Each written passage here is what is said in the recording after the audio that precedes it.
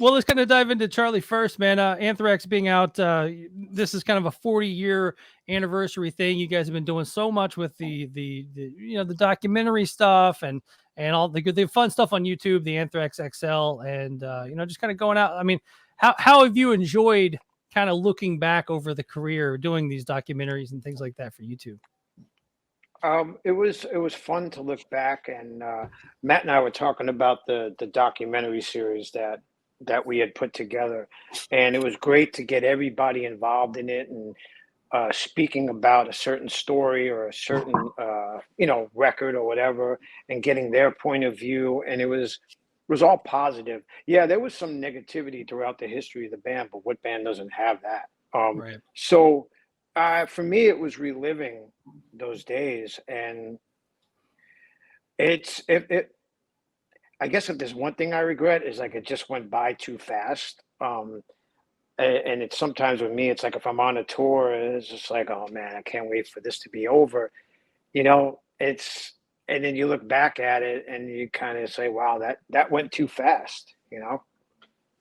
Right. And then Matt, with you, I mean, obviously 20 years of Hatebreed, 20 years of perseverance, things like that. I mean, you're getting, half the time that Charlie's had in Anthrax, but I mean, how have the last 20 years been for you in Hatebreed?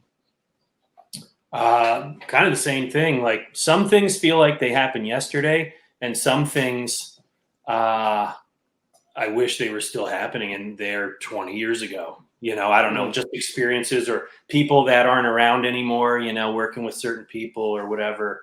In